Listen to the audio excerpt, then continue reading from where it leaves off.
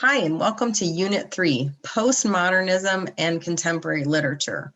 I hope you're ready for this third unit because it's kind of an exciting one. It's one that maybe you might be familiar with. Contemporary literature is literature that's around us right now. So you might have experience with this from high school or some of your college classes, or maybe just in your reading in everyday life. I am so excited that everyone is doing so well with the writing, the discussions. I'm seeing so many new ideas coming in from students that I can't wait to read your next essay. Just a few quick reminders before we get into the unit information and overview. Make sure you read the feedback that I give you in order to help you improve the next essay. That's the point of giving that feedback. If you can't find the feedback, just let me know. All you have to do is go back into the assignment, click on it. You'll see the Turnitin percentage. You can take a look at that when you put in you post your paper, so it helps you with your MLA formatting and citing and making sure that your quotes are correct. But you'll also see a part in there where if you open up your whole essay, I actually wrote comments on your essay, some of your essays, and I put comments over with the rubric. So you see comments and then the rubric and the point breakdown. Again, if you ever have any questions about that or you're not sure about something, please let me know. I'm happy to set up an appointment to talk with you about that. Again, I'm really excited to read your papers from Unit 2. I can't wait until you get into Unit 3 because I think you're really going to like this one as well. I'm also happy to see that some of you are enjoying the class. I hope that you are able to find some enjoyment in this reading and learn a little bit about history and our society. With Unit 3, there's a few authors that I put in here that are some of my favorites and my previous student favorites.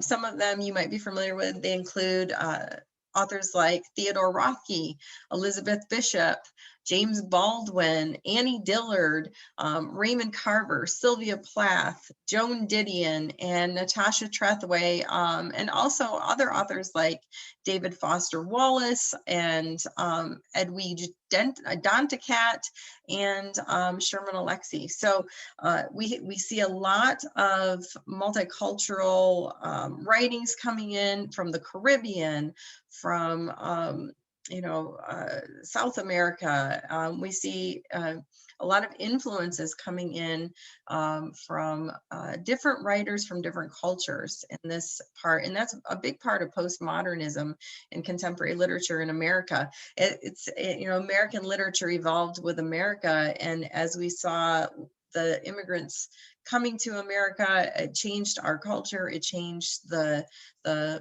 writing and the art. So there's a lot to dig into. One of my personal favorites is Flannery O'Connor. You'll be able to find lots of her short stories in here. They're some of my favorites because not only is she considered a Southern Gothic writer, but you get to learn about the South and where she's from in Georgia, but you also get a chance to take a look into some of the lives of the characters. Just when you think a character is perfect, she spins it around and says, not so perfect, are they? And that's one of her big kind of themes is here's real life. It's kind of ironic. It's kind of funny at times, but there's also a nice twist to it. James Baldwin, you might be familiar with his story Sonny's Blues, about addiction and family and identity. And that was a big part of the modernist and postmodernist time period. It's a kind of a shift against modernism, saying, yes, this is what's going on. Yes, we're confused. Yes, we're questioning what's going on, especially in light of World War II. But we're also doing something about it. So activism was big during this time. Think of books like To Kill a Mockingbird, or anything that you can think of that dealt with civil rights. Sherman Alexie talking about American Indian rights. Natasha Trethewey talking about what it was like to live as a mixed race child growing up in the South. White Lies is one of my favorites and one of my students' favorite poems to kind of dig into and dissect. And a lot of times students relate to that.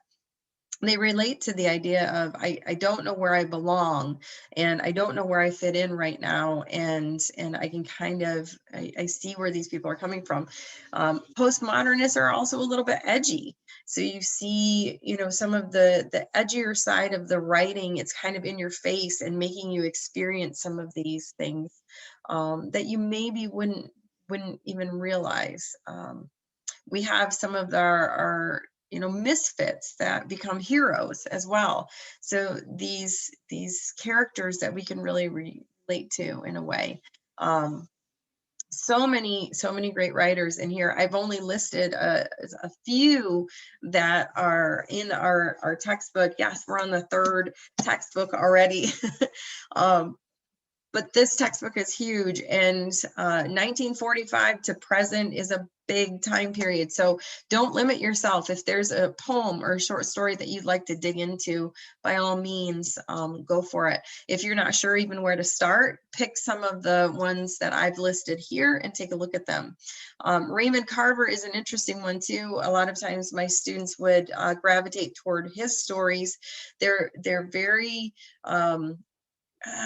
kind of bleak, I've heard students describe them as, but very powerful in terms of seeing society for what it is.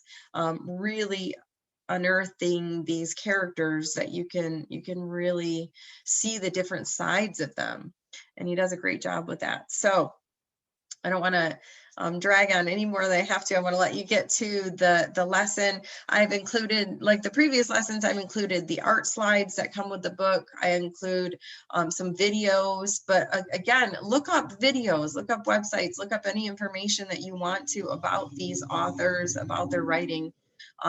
My suggestion would be to choose one piece of writing that you can dig into over the next week or week and a half. Because remember, our units are only 2 weeks long, so give yourself enough time to plan and write and analyze. So once you choose that piece, so for example, you might want to dig into Theodore Rothke's poem, Papa's Waltz.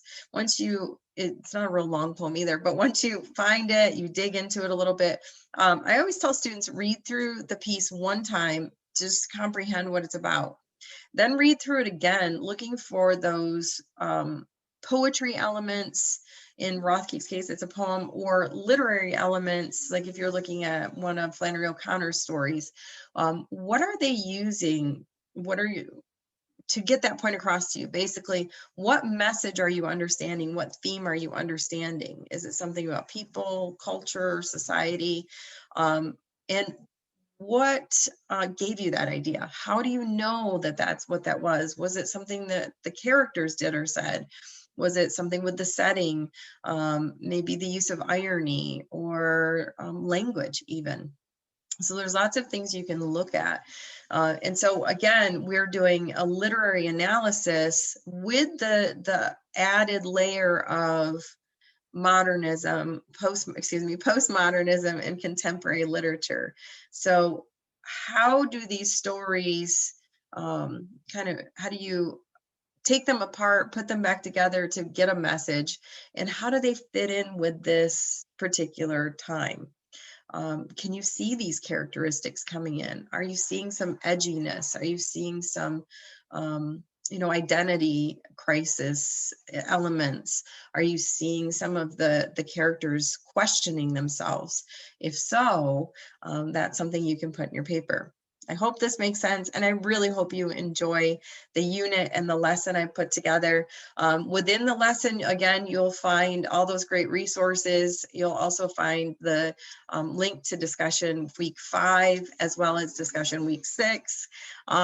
Your paper assignment is in there. Your submit button is in there that takes you to the actual submission page, as well as the rubric. I tried to keep the essay requirements and the rubrics as streamlined as possible to give you a chance to use some of the same tools and start to learn the different and notice the differences between the time periods. Because, you know, it wasn't just all of a sudden one day somebody said, "Oop, we're into modernism or postmodernism." It's people looking back at it and saying, "Look at what we're noticing. Look at how people are reacting. Look at how much these events influence these writers, and think about the events that are going on today. How does this influence you? Maybe some of you are aspiring writers. Maybe you journal a lot, or maybe in your conversations. How do the events today affect what you're saying and doing and writing? You might notice some of these changes too. So I hope you enjoyed the unit and the reading. I so look forward, as always, to seeing your comments and your information, that your ideas that you're coming up with on the discussion board. And as always, if you have any questions or need any help, please reach out to me. Email is usually the best way. Then we can maybe set up a phone call or a video conference if needed, or maybe just email is good. You can also message me through the ULearn site if you need to, and I'm always happy to help. So please let me know if you need anything. Happy reading and happy writing. I will see you on the discussion board.